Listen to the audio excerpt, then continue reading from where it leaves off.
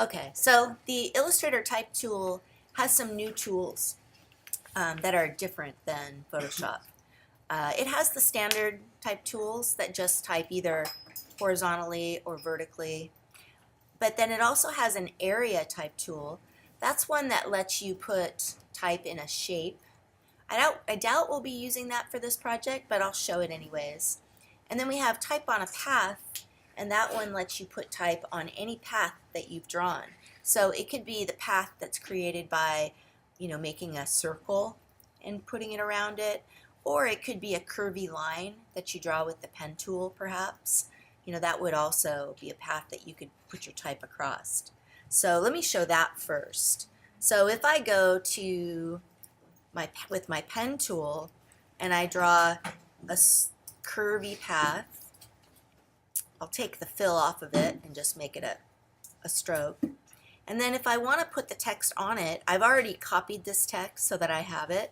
So I'm just going to take the type on a path tool. I'm going to click on the path, and then I'm going to do a Command V, and that's going to throw the text across the path. Now once it's on the path, if I use my white arrow, I can move it around. And you don't want to grab the little rectangle, you just want to grab the little bar, and you can drag the text. The reason you don't grab the little rectangle is because Illustrator has a feature where it will let you flow type from one path to another, and it's going to think you want to do that if you click it. So don't click it, just grab the bar. There's a middle bar that allows you to flip the text upside down. And then there's also a bar on this end that will allow you to, move the lettering, or kind of move where it stops. So the little bars, have purposes. The middle one is the one you use to flip. Now, if you're putting your type on a circle, and say you wanted, you were making a logo or something, and you wanted it to be like, I could say Los Osos and then high school at the bottom. I'll show doing that. First, I would make two circles. So I'm going to Option drag to copy them, because I need one for the bottom and one for the top. Now, as soon as you use the type tool for type on a path, it's a text path. It's not a shape anymore to the computer. It won't let you fill it. So if you wanted color, you'd need another circle. But I'll go ahead and I'll click on my little circle. I need to select it first. Then I just click. Then I can paste. And I can adjust by pulling the little bars, right? And I would maybe put Los Osos on the top of that circle. And then if I wanted high school to be at the bottom, I would grab high school, I would copy it, and then I would delete it from my circle. And now I'm going to go ahead and I'm going to put it on this circle.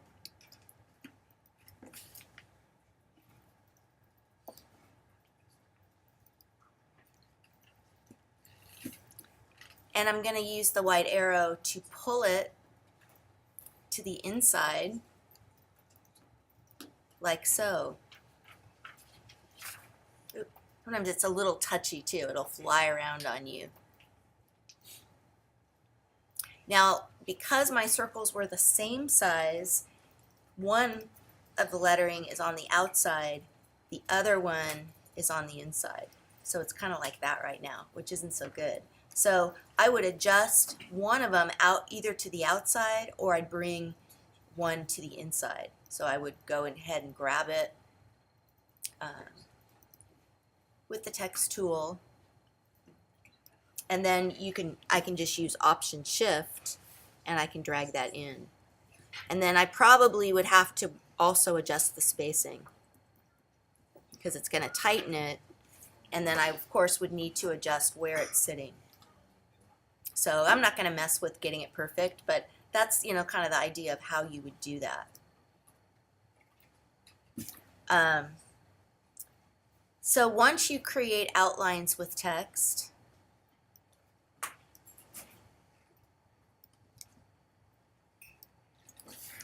and let me show, let me show you changing fonts first. So it's pretty much just like Photoshop. You've got your, if you've got your type tool selected and your font is highlighted, you can go up here, and it doesn't show you what the fonts look like. To see them, you actually need to go to the character panel. If you don't have that open, it's under Window and Type and Character. But if you do go to the panel, then you can see what all those fonts look like. Or you could also go up here and highlight it, and you can use the arrow keys. And I actually just discovered this morning that this works, because it didn't used to work in Illustrator, it only worked in Photoshop. So it's kind of cool that it does. The other thing I wanted to show you is that with Illustrator, you know, if you wanted an outline on your letters, you would make that be a stroke. So say I wanted yellow letters, and I wanted a dark blue outline, I would put the fill would be yellow and the stroke would be blue. And then I can adjust the width of that stroke to make the letters heavy or lighter. You can use effects like drop shadows on lettering,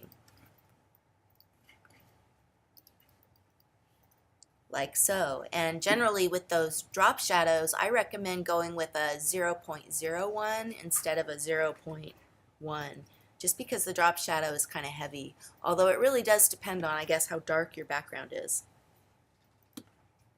And you know, what the kind of look that you want too. That's just a little bit lighter of a shadow.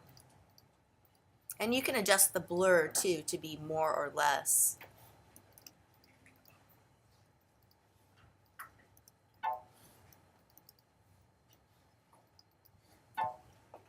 It's going to try to mess up on me. So when you create outlines, once again, that takes the lettering and it makes it no longer a font. It's actually, you know, then just shape.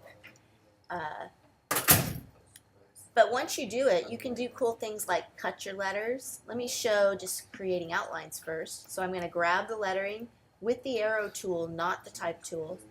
I'm going to go to type, and I'm going to choose create outlines.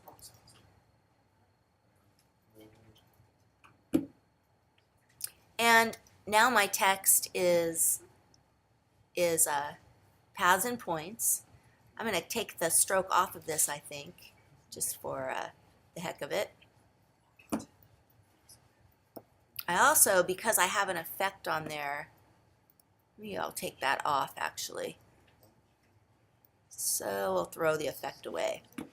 So now that I have paths and points on my letters, if I wanted to cut them, I could do that. And you know, the easy way to do it is with the Pathfinder. So for example, I could use the rectangle tool, and I could grab that lettering and then grab both the word and the rectangle, and I would use Pathfinder Divide. That's the lower left Pathfinder tool.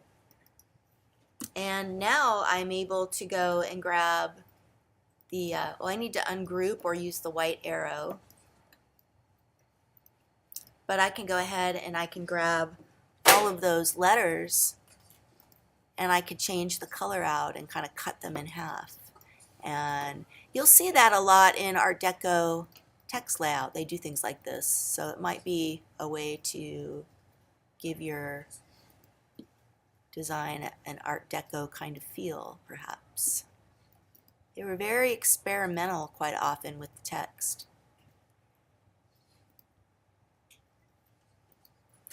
which started during, you know, the Art Nouveau period, but then it continued with the Art Deco. So now I'm doing a reversal of positive negative space with that.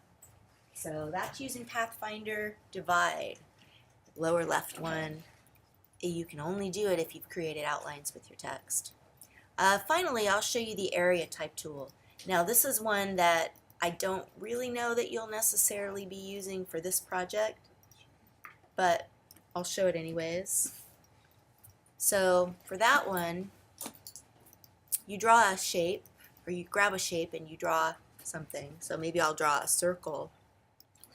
And then I'm going to go ahead and click inside the circle with the area type tool.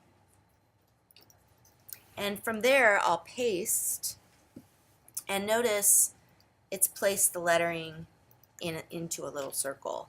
Now this tends to work best with smaller text like paragraphs, not bold like I have it, you know, because you want it to make a nice shape, and so the bolder the text, the harder, you know, it's going to be to get it to really fit nicely.